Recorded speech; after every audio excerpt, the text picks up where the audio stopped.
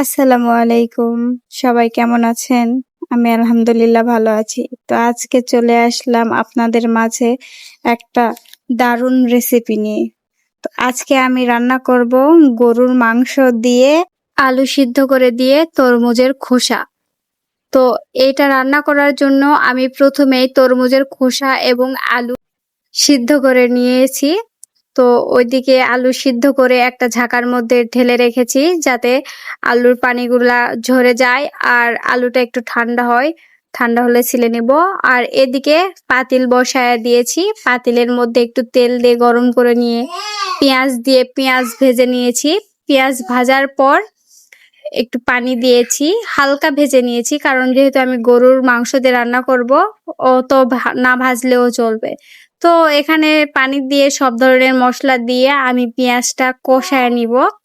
তো এখানে আমি সব ধরনের মশলা বলতে আদা রসুন বাটা, হলুদের গুঁড়া পরিমাণ মতো মরিচ, পরিমাণ মতো একটু লবণ, একটু ধনিয়া গুঁড়া, আর আমি এখানে কিছু শুকনা ঝাল দিয়েছি, শুকনা গোটা ঝাল যেটা, সেটা দিয়ে কষায় নিয়েছি। যখনই তেল বের হয়েছে মশলা থেকে তখনই গরুর মাংসটা দিয়ে দিয়েছি। গরুর মাংসটা আমি এখানে আগে কষিয়ে নিব। আগে কষিয়ে নিলে গরুর মাংসের ভিতরে সব ধরনের মশলা ঢুকবে এবং গরুর মাংসটাও তাড়াতাড়ি সিদ্ধ হয়ে যাবে।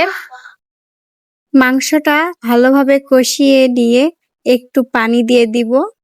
পানি দিয়ে আমি ঢাকনা দিয়ে ঢেকে দিব যাতে মাংসটা তাড়াতাড়ি সিদ্ধ হয়।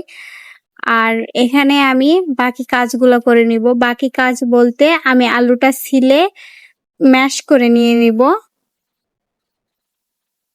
তো আমার আলু ছিলা হয়ে গেলে গোছের ঢাকনা উঠায়া দেখি গোছে প্রায় সিদ্ধ হয়ে এসেছে। এখন আমি এখানে ম্যাশ করে রাখা আলু আর সিদ্ধ করে রাখা তরমুজের খোসাটা দিয়ে দিব। দিয়ে ভালো করে কষিয়ে নিব। এটা যত কষাবেন তত মজা লাগবে। এই জন্য আমি ভালোভাবে কষিয়ে নিচ্ছি, ভালোভাবে নেড়েচেড়ে।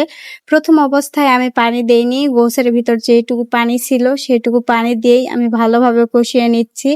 আর আমি বারবার বলতেছি এটা যত কষাবেন তত মজা লাগবে, মানে একটু করে ঝোল দিবেন, ঝোলটা শুকাবেন, আবার একটু করে ঝোল দিবেন।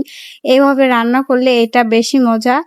তো আমার গোশটা প্রায় মানে তরকারিটা প্রায় হয়ে এসেছে। এই তো মাশাআল্লাহ।